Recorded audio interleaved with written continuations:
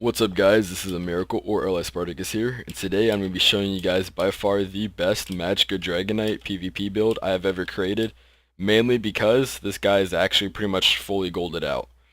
And we also have a shit ton more damage because we're running dual wield.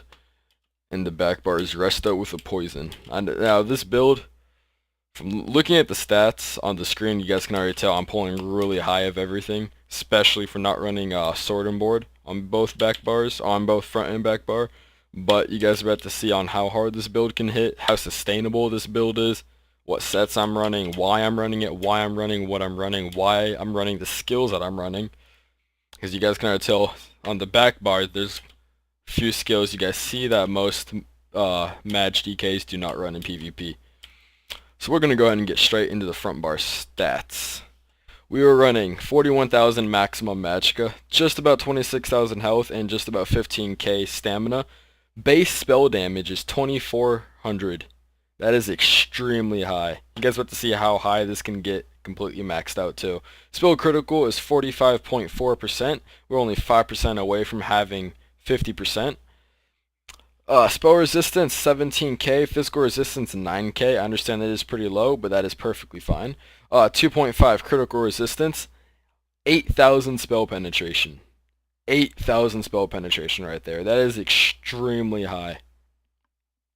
We're also running 730 Magicka recovery, 200 health recovery, and 700 stamina recovery. Now, I know the stamina recovery is extremely low, and I know a lot of you guys aren't, or at least the newer Magickas. If this build is definitely not for Magicka Dragonknights, I'm gonna go and say that straight up. If you're, new Magicka Dragonknights. If you're a new Magicka Dragonknight, you will have a very hard time playing this build, especially if you've only ever played sword and board on both bars.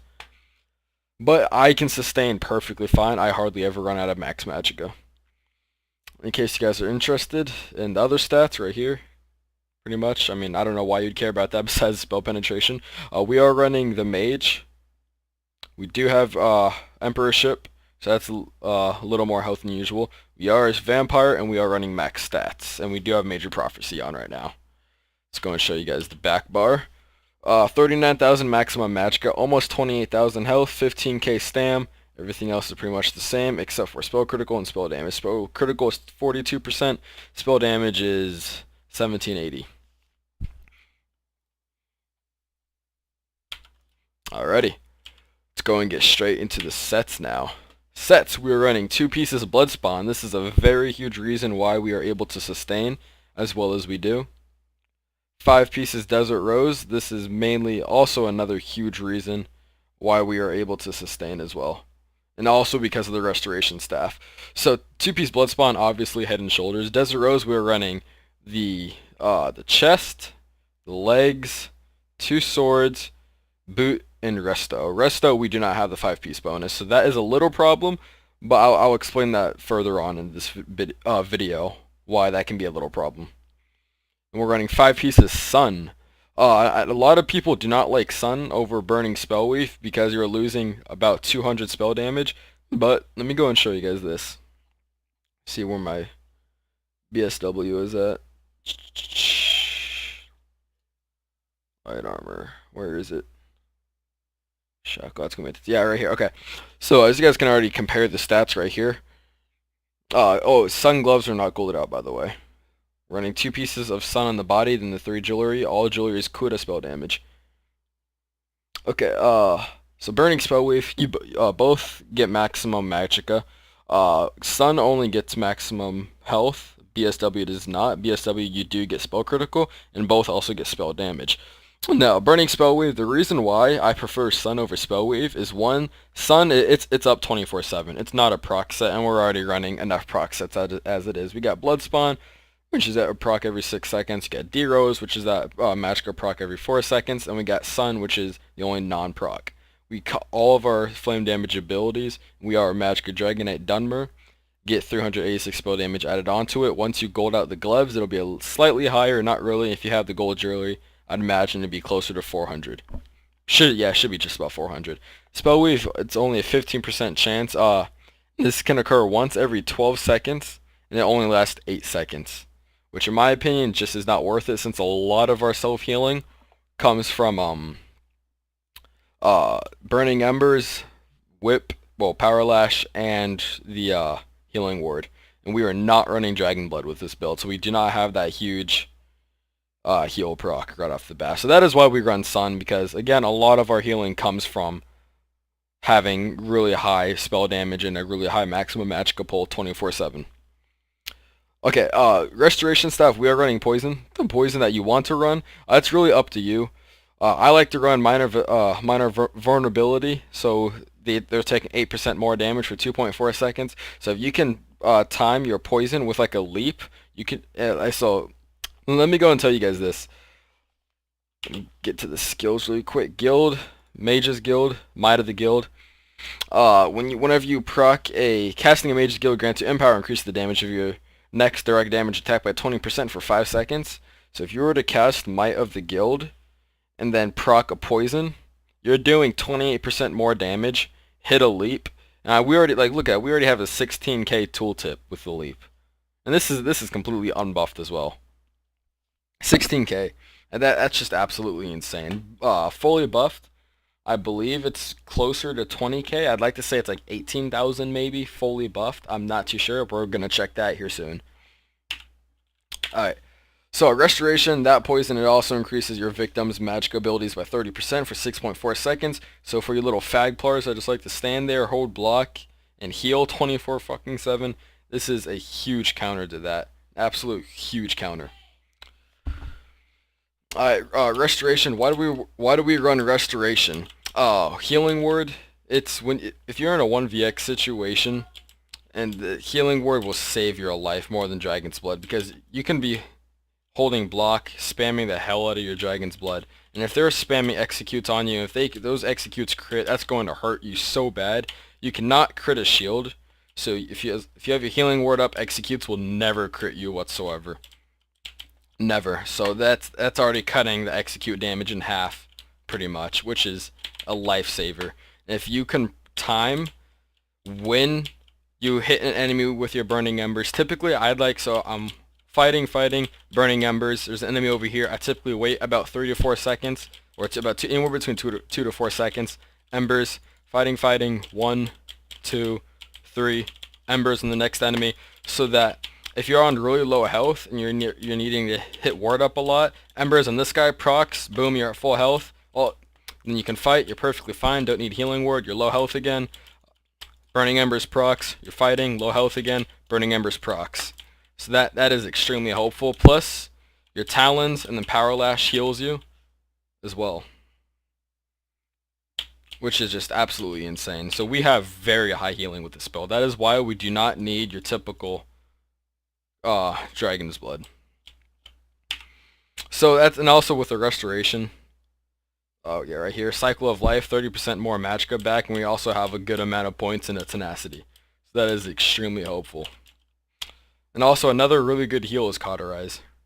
Or not Cauterize, Flames of this should be Cauterize, guys. I don't know why this is Flames of Oblivion. This should be Cauterize. Cauterize, can't believe I morphed to the Flames of Oblivion. Yeah, Cauterize, that is a huge heal. I mean, fully buffed, and then a crit heal, it's like 6, maybe 7,000 every 5 seconds, which again is also a huge lifesaver. You're going to want to run Cauterize, or if you really want to, if you're really good with keeping up with your Embers and Lashes and healing wards and your Structured Entropy, that's right, I'm not running Degeneration anymore, but yeah, Flames of Oblivion is also really good, it's just more damage. Alright, so that's pretty much why you're running Restoration. I mean, you can be at 0 Magicka, do 2 to 3 heavy attacks, you're at full Magicka again, plus you have your D-Rose procs. Okay, let's go and get into the skills. Dual swords. We're running Burning Embers. This is a pretty nasty dot. This is completely useless against a Magplar that knows how to keep up with his cleanses, though. DK fighting a Magplar in general, a good Magplar at least, is really hard to fight against, mainly because they know how to keep up with their cleanses. If it's a shitty Magicka Templar, then it's absolutely no problem. Burning Talons, again, this is a nice dot, and this will also proc your Power Lash, which will allow you to heal for 15.8k over 2 seconds. Flame Lash, this is your main spammable. Tooltip is 8.5k.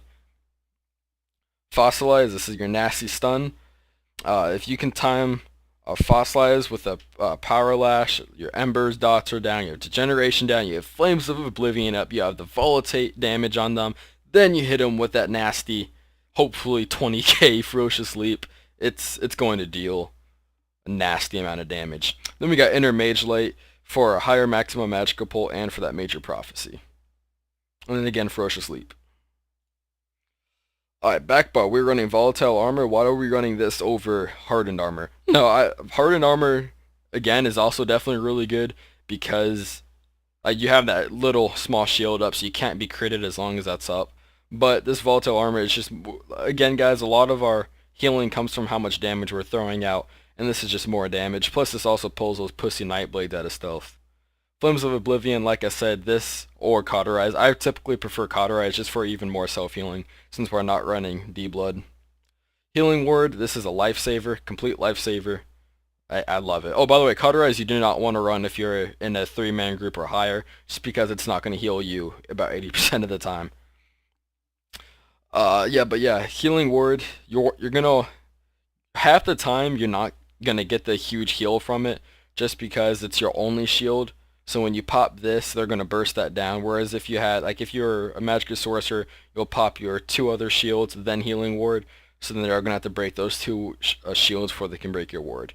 Elusive Mist, this is give us our major expedition, and also reducing our damage taken by 75%. This is our only form of mobility completely. So we rely on this a lot, especially for kiting. Especially for kiting. And then typically I'd run Degeneration just for the... Let me show you guys what Degeneration is really quick.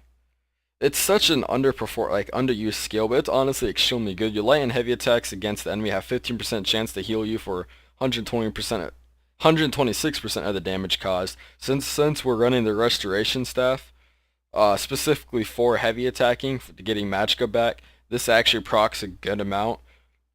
But Structured Entropy also, just a higher health pull, which means a stronger healing ward in the end, pretty much. But both are really good skills. Magma Shell, this skill, you can switch this around with pretty much anything and everything. You can run Magma Shell if you're running solo. You can run Shifting Standard if you're running with a small group. What else? You can run the Restoration Ultimate if you have it. I do not. Once I get this, I'm probably going to run it more than likely. You can run Barrier if you're running with a small group.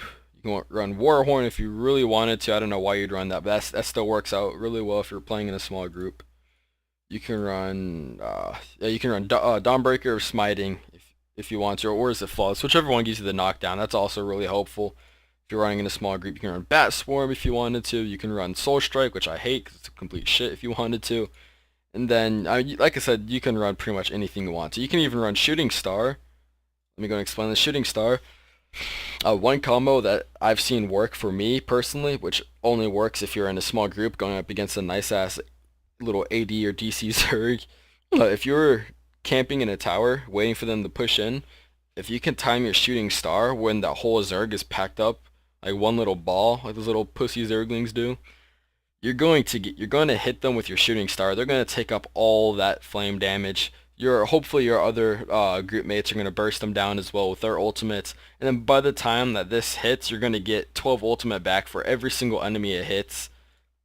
You're going to have your Ferocious Leap up pretty much right away. Then you can hit them with that. So you're pretty much hitting 2 ultimates within the span of like 4 seconds, roughly. That's if you get lucky with a Shooting Star. It's not the best, but that combo is extremely killer. That can wipe. Me and my group. Sadly, I wasn't recording, but I'm gonna try to get some 1vx and 2, 3, 4vx montages in for a build show off this coming break, and then this skill is just really killer if it works out in your favor. Okay, so that's pretty much all the skills. Let me go ahead and show you the champion points. We're running 23 in the Warlord, 43 Arcanist, 78 Tenacity. You're going to want to get this to 15% or 100 skill points into it. 5 in the Tumbling, you're going to want to get that to, I'd say, about 5%, 5-10%. And then 11 in the Shadow Ward. 44 in the Bless, 37 in the Elfborn, 46. You're going to want to get about 12% in the LE Expert, and then we got 3k Spell Erosion or 3k Spell Penetration. This is also how we get so much spell penetration, and also because we're running light armor. In fact, I'm going to go ahead and throw this point into LE Expert. Nothing here. If you want to, you can run about 5 points in Earth Armor Turret, but it's not really needed. I mean, we're already hitting extremely hard. 37 in the Ironclad, 38 in the Resistant. Those two are already completely maxed out. You don't want to go any higher. 32 in the Hardy, 32 LE, and then you're going to want to get about 5% thick, get those to about 10%. I am only just about 500 CP as well. So you max CP, you can definitely finish this build off. I mean, if I'm already hitting this hard with only 500 CP, if you have that extra 190, you're going to be hitting twice as harder. And you're going to want to get about 10% quick recovery. This does affect your self-healing as well. Not a lot of people know that, but this definitely does affect your self-healing. And you can get about 5% Bastion if you want to, just for a harder healing ward. Now let me go and show you guys the stats fully maxed. Should be, let's see, should be enemies right over this way, right over here. Should be bears right around this corner.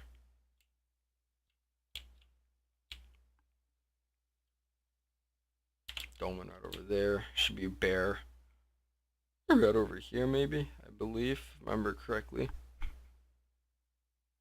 I guess not. Anything in here? Ah, right, troll right there. Right there. Alright, so let me go and show you guys the stats fully buffed.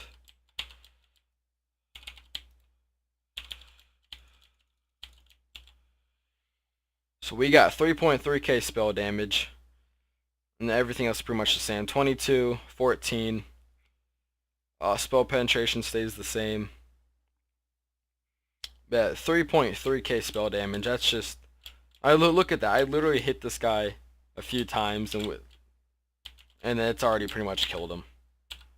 This build is just it's pretty goddamn good.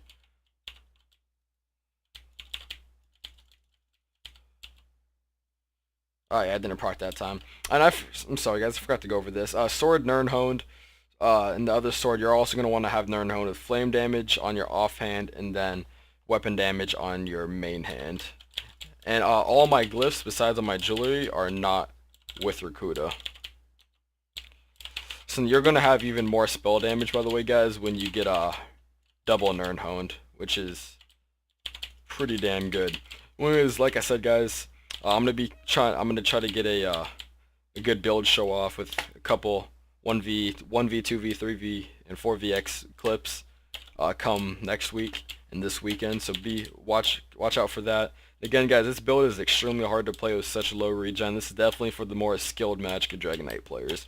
But again, if you're new, if you run this build when you're still new to Magicka, this will definitely get you twice as better, quicker, but you will not feel right. Like you're gonna probably want to switch a lot of things up, try to get higher regen maybe, just to try to fit you. But this build definitely took me a while to get used to, but now it's rare for me to drop really below 30% max Magicka. Dueling, this build is definitely not very good, but we are running Resto, so it is viable. D-Rose is complete shit in duels because you're not being hit enough. But with the Restoration heavy attacks, it makes this dueling viable. Definitely not the best for dueling though. If you're dueling, I'd switch out D-Rose for Burning Spell Weaver Julianos. Definitely, specifically just for dueling. Alright guys, I hope you guys enjoyed this video. Let me know what you think. This is my build. This is pretty much, I got this build idea inspired from JD Moonman actually. He inspired me to pretty much run Blood Spawn. And that's pretty much it. I took from his idea. And then from a friend named Dritz, who's a very experienced Magicka Dragonknight, who inspired me to run dual swords and resto instead of double sword and board. So this is, again, my build. This is my idea. This is what works best for me. You don't have to run this. This is what I personally find best from so many different builds that I've created and tested and ran. This is what I like to play. It's fun to play. Hits like a truck. Tanky as shit. But let me know what you guys like down in the comments below. I will see you guys on the next build video. Peace.